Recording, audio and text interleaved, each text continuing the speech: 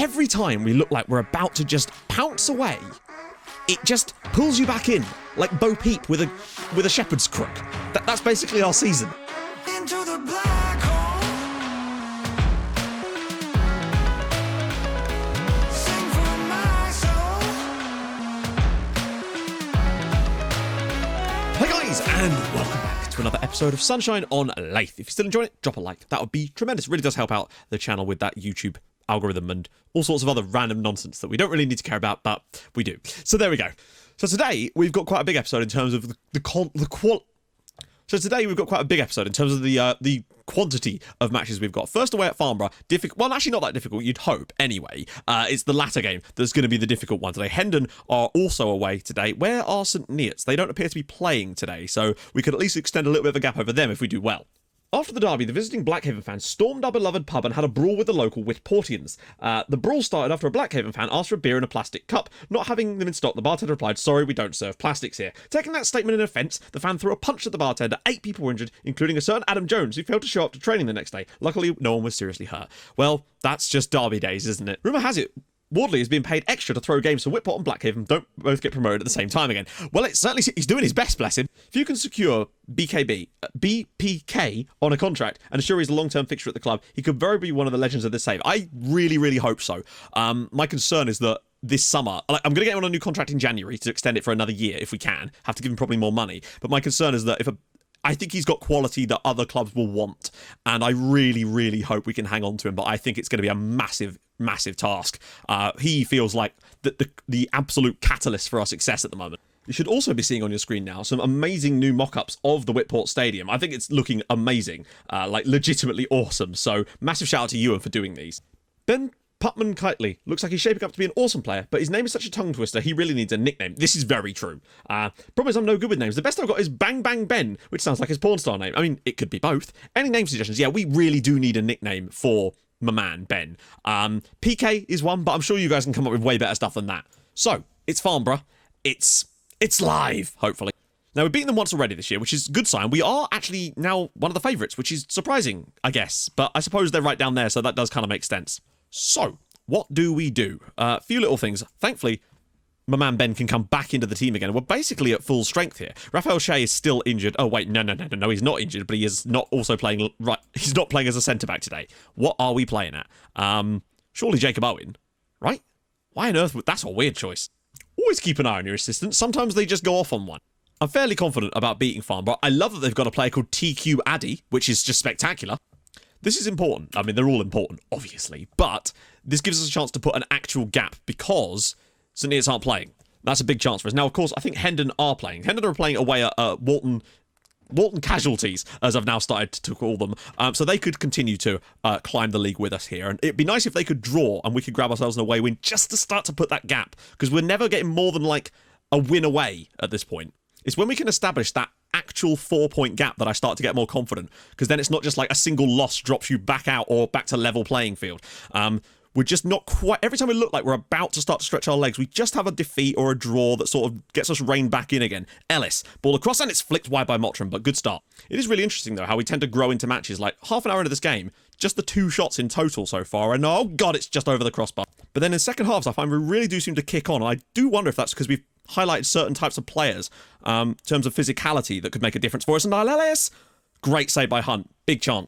And Mills has won it. Mottram, lovely first touch, and he's got it wide again. He's not scored for a little while. Thank God Shea is back fit again, just about, because that would have been catastrophic. Harry Shepherd has done a good job for us since he's come in. Hopefully that's not too serious. Well, 0-0 at half-time. Not the best performance, but it's at least 0-0 in the other game too. The injury does concern me. It's just not been one of those great games, unfortunately. We just have these matches where we just look a little bit lackluster at times, and very often, admittedly, thankfully, Farnborough have also been lackluster, very lackluster. So I think this is the type of game that a draw wouldn't even be the worst result in the world, considering how we're not playing particularly well. Holmes, Ellis can flick it down, good clearance. Also, fair play to the 50-odd fans that have travelled all the way to Farnborough for this one. That's commitment to the Whitport cause. Webster, ball in, Mills.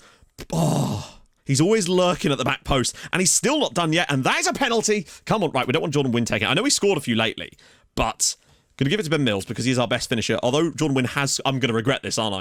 Come on, Millsy. You know what to do, son. Slips. Oh, no, it's in. It's in the back of the net. I thought the keeper had saved it. He basically should have saved it. I mean, he essentially did save it. It just kind of went in anyway. I guess that's lower league goalkeeping for you. Ben Mills slots us in front with his 21st of the year, straight down the middle.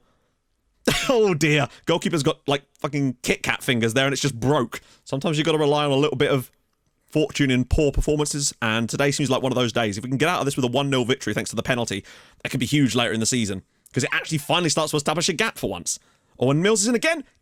Oh, and a great save from Hunt that time. He wasn't offside either. This has been anything but a classic, but it is looking like it's going to go in our favour, at least, with that Ben Mills strike from the penalty spot. Farnborough, thankfully, haven't been able to conjure anything themselves, which has basically been our saving grace in this game, because we've really done very little either. Putman-Kitely. And Hendon have scored a late... Oh, damn it. Hendon's ball across. Tabraham! Great save by Hunt, but the late goal from Hendon looks like they are going to stay in the battle with us. Thank God we got that penalty. We would still be top, but it would be only on goal difference at that point. And you always want to have a point gap, if you can. It looks like we're going to get the victory. I thought it was about to concede possession there. And win it back. There we go. It's a shame... Oh, God, no, surely not. Addy, he's going to get the shot in, I think. Please don't let him shoot. Oh, no. No! 94th minute equaliser for Farnborough.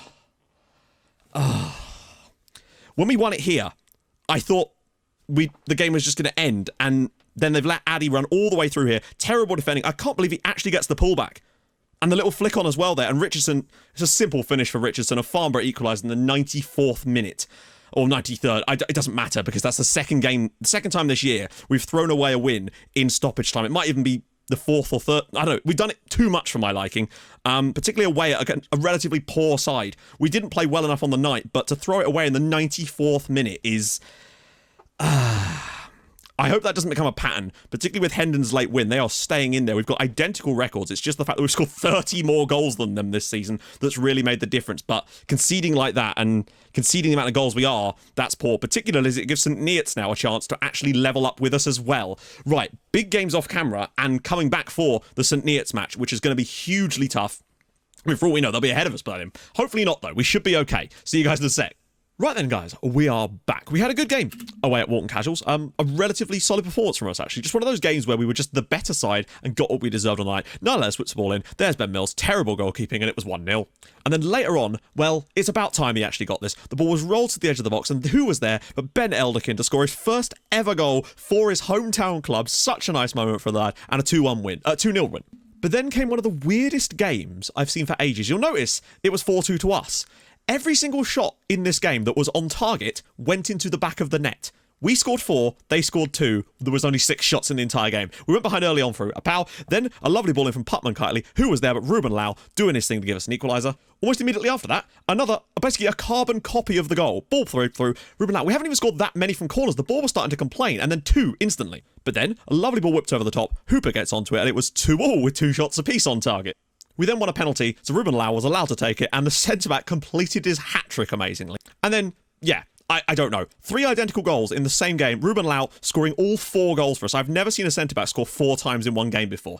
I don't know. Just one of those things that FM froze up sometimes. Like, 40% of our goals from a corner at that point in the season came in this one game.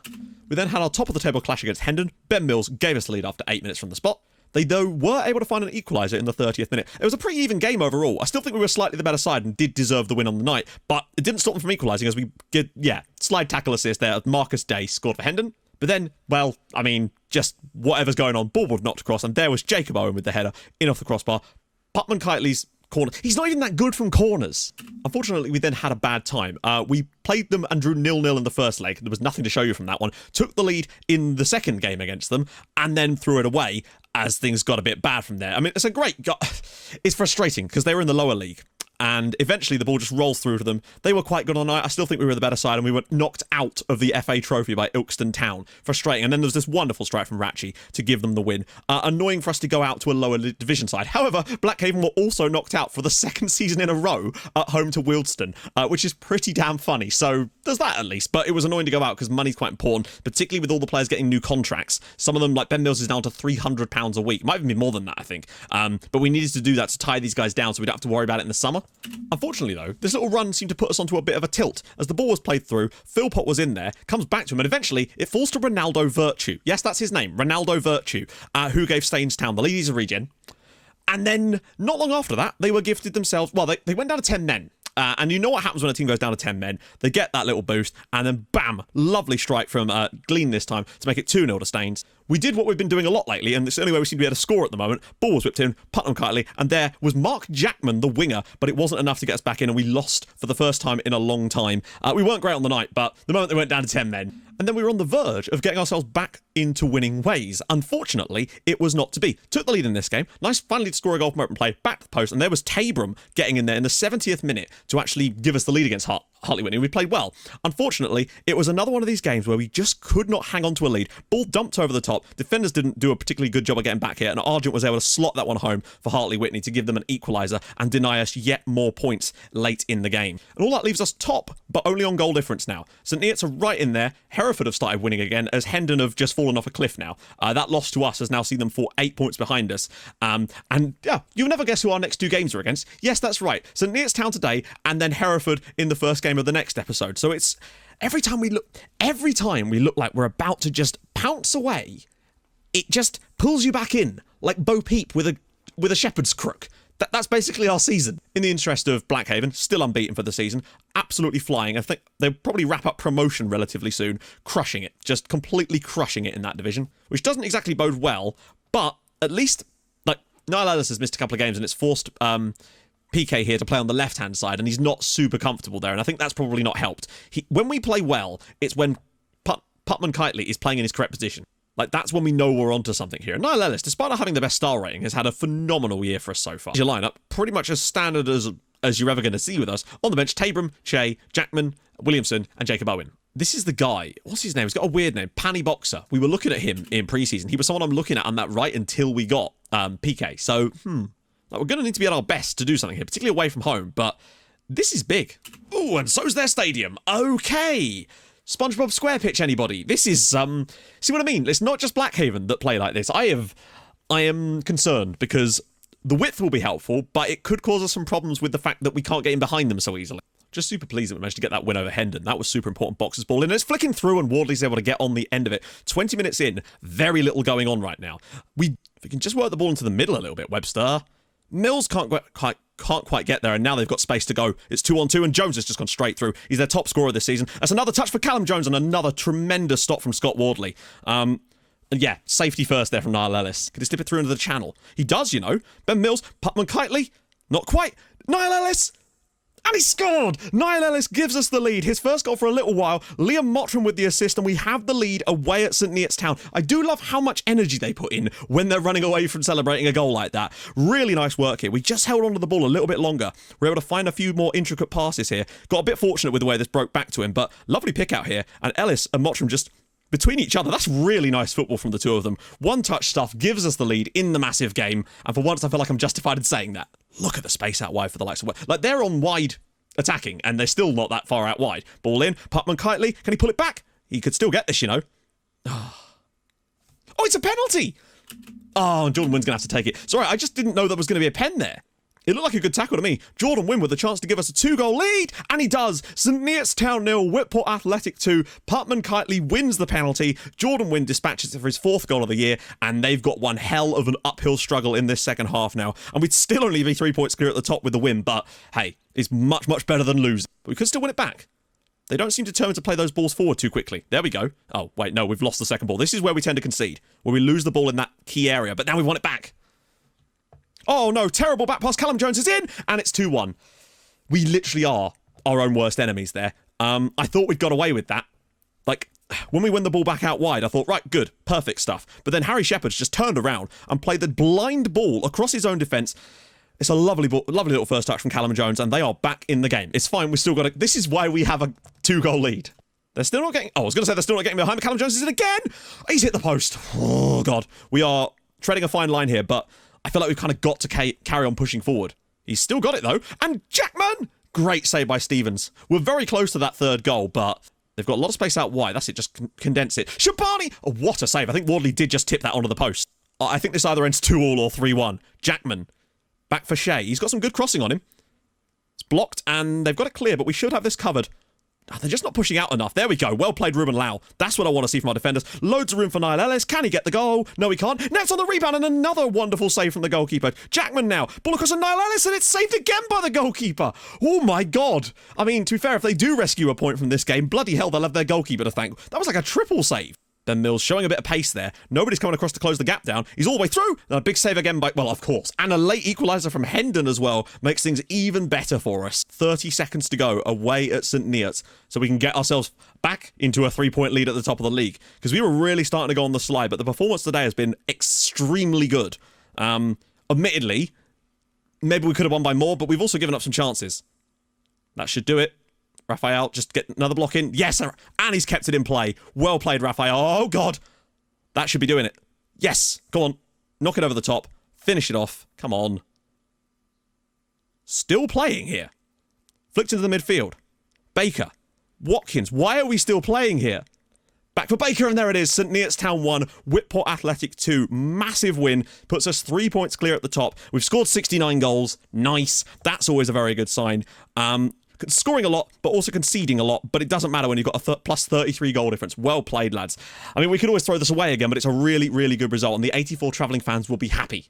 It's not like things are going to get very easy for us in the coming matches, because we've got Hereford up next. Nice and easy against Hereford away from home, and that's the sort of thing it could just immediately pull us straight back into the battle. But if we go and win there, it does start to say, yes, we can do this. So, if you've enjoyed this episode, and I hope you have, a couple of good results for us today. Admittedly, the Farnborough one was a bit poor, but still, we got the massive win that we needed. The drop a lot.